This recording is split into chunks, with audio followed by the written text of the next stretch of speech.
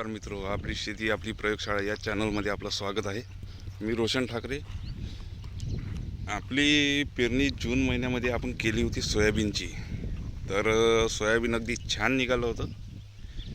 त्यानंतर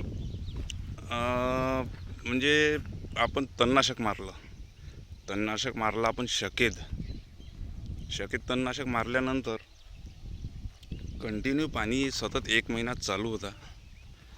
त्याच्यामुळे गवताचं प्रमाण एवढं वाढलं की त्या पिकापेक्षा दुप्पट म्हणायला हरकत नाही, दुप्पट प्रकारात ते गांजर गवत तयार झालं। गांजर गवत एवढ्या प्रमाणात वाढल्यामुळं ते आपल्याला काढायला पण जमलं नाही आणि घडाईपेक्षा मडाई ज्याला म्हणतो आपण त्या पद्धतीने आणि याने म्हणजे त्या प्रकारचा प्रकार झाला होता।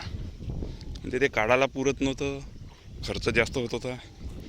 त्याच्यामुळे मी संपूर्ण शेत आधी रोटावेटर मारलं, नांगरलं, पंजी मारली आणि तयार केलं व्यवस्थित। आणि आता शेत आपलं तयार आहे। आता माझा विचार आहे की यामध्ये कठाणी तूर लावावी।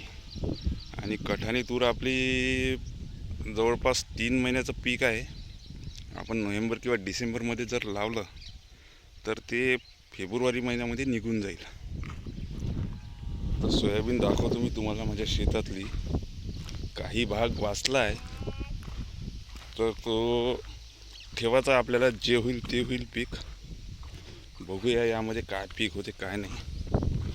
हे बघा, हे सोयाबीन, हे सोयाबीन पण काही फार खास नाही आहे। आपली जमीन चुनखडी या प्रकारची आहे, चुनखडी जमीन आहे। यामध्ये तुरी चांगल्या प्रमाणात येतात, परंतु आपल्याला असं वाटलं सोयाबीन चांगलं होईल, पण सोयाबीन या पाण्यामुळे सगळं वाया गेलं आहे। इकडे पण एक प्लॉट तयार केला आहे, त्याच्यात पण आपण कठाणी तूरच लावणार आहे। ते पण दाखवतो तुम्हाला, चला बघूया।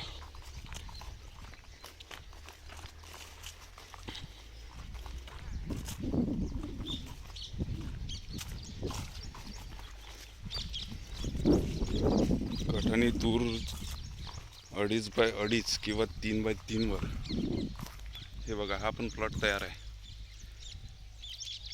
कठाणी तूर आपण 2.5 बाय 2.5 किंवा 3 बाय 3 या अंतरावर लावणार आहे। तर या पेरणीचा तुम्हाला पुढला व्हिडिओ जशी पेरणी चालू होईल त्या दिवशी मी टाकणार आहे। पेरणीपासून आपलं निघेपर्यंत संपूर्ण व्हिडिओ आपल्याला स्टेप बाय स्टेप या पद्धतीत आपल्याला मिळेल। चॅनलला सबस्क्राईब करा, शेअर करा, लाईक करा। शेतीमधील नवनवीन प्रयोग आपल्या या चॅनलच्या माध्यमातून आपल्याला दाखवण्यात येईल। धन्यवाद।